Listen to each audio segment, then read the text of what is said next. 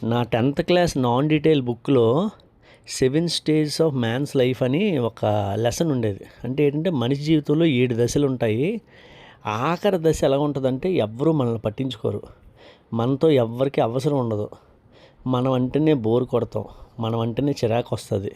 మనకు ఒంట్లో బలహీనత ఉంటుంది. మనకి ఎవరికి ఉపయోగపడం మనం. అలాంటప్పుడు మనల్ని ఎవ్వరూ పిలరు, పట్టించుకోరు. ఏదైనా ఫంక్షన్ అయితే కూడా అందరూ ఒక దగ్గర మాట్లాడుకుంటారు. కానీ మనల్ని పిలరు. మనం ఎవరినైనా పిలిచామంటే మనల్ని గెసిరేస్తారు. ఇలాంటి సిచ్యువేషన్లు ఎన్నో మన ఇంట్లో చూసుంటాం, అవునా కదా? మన పేరెంట్స్ని కానీ బాగా ముసలి అయిపోయిన వాళ్ళు కానీ వాళ్ళతో మనకు పని ఉండదు, బోరింగ్. అలాంటి సిచ్యువేషన్ ప్రజెంట్ ఈ డాగ్ ఫేస్ చేస్తుంది. దానికి బాగాలేదు, ముసలి అయిపోయింది, ఎవ్వరూ పట్టించుకోరు, అనారోగ్యంతో కూడా ఉంది.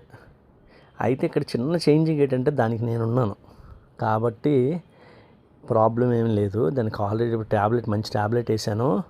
దానికి కేర్గా చూసుకుంటాను. దానికి తగ్గాక మళ్ళీ మీ అందరికీ వీడియో పెడతాను.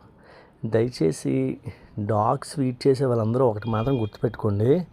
మీరు ఎలాగైనా ఫీడ్ చేయండి. మీరు రైస్ పెట్టండి, మిల్క్ పెట్టండి, ఏదైనా పెట్టండి. కానీ బాగాలేకపోతే హాస్పిటల్కి తీసుకెళ్ళండి అని అవి అడిగే పరిస్థితి లేదు కాబట్టి, అవి అడగలేవు కాబట్టి దాని అనారోగ్యం వచ్చేటప్పుడు చూసుకోవాల్సిన బాధ్యత మన మీద ఉంది.